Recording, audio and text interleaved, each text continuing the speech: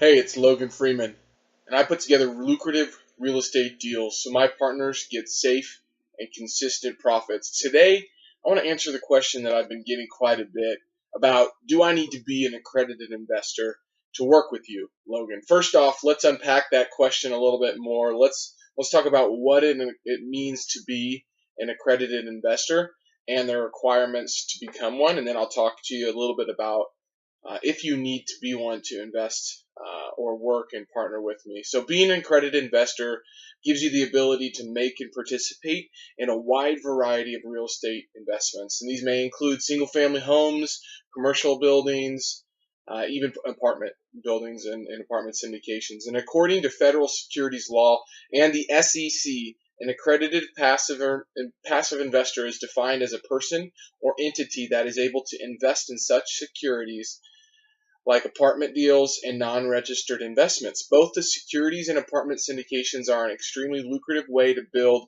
sustainable passive income. And look, whether you're looking to build your investment portfolio or simply want an additional stream of income, becoming an accredited investor is the first step to making that a reality. So what are the accredited investor requirements, and how can you ensure that you can become one? Well, it's all based upon your income and your net worth. And so in order to qualify as an accredited investor, you must meet one of the following requirements. Have an annual income of $200,000 or more and $300,000 if you have a joint income with your spouse for the last 2 years. Or you have to have a net worth that exceeds $1 million, either individually or joint. Basically, this ensures that you can manage the risk that's involved in investing.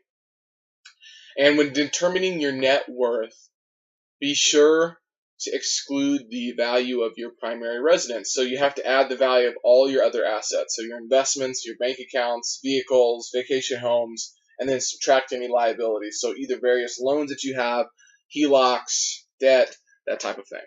So that is the definition of an accredited investor. So it's really not too difficult to achieve. What I want to answer now is the question around, well, do I need to be an accredited investor to work with you, Logan? So yes and no. So there are offerings that we have that are classified as an exemption from the SEC, which we're using usually the 506C exemption, which means that you do need to be an accredited investor to work with us. I also have to classify all of my offerings as 506Cs if I want to solicit and I want to bring in new investors and talk to them about a potential deal, or if I want to market to the broad masses about my deal.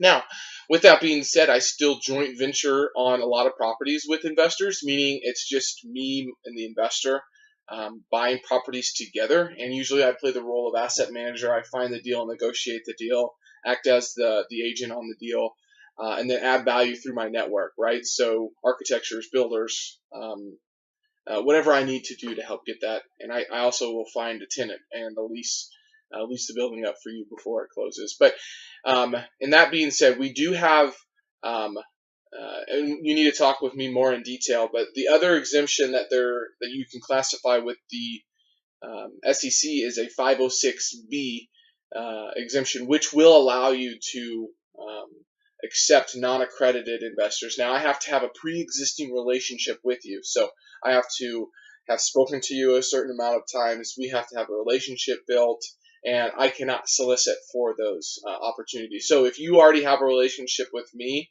and you want to explore those options, feel free to reach out to me, and we'll start building that relationship or continuing to build that relationship. And when I do have one of those offerings, I can then talk to you about that. So again, your income and your net worth. If you're single, $200,000, $1 million worth of net worth, excluding your primary residence. If you're married, or you have you're filing joint and you have a spouse, it needs to be $300,000. And again, it's the same net worth, so $1 million of net worth. So hopefully that answers the question of, do I need to be accredited? What is an accredited investor? And if you want to learn more, jump over to Joe Fairless's website. I'll have the link below on this page. He does a great job of talking about this in detail. And I'm going to have that resource on my website as well. Thanks, and be great today, because nothing else pays.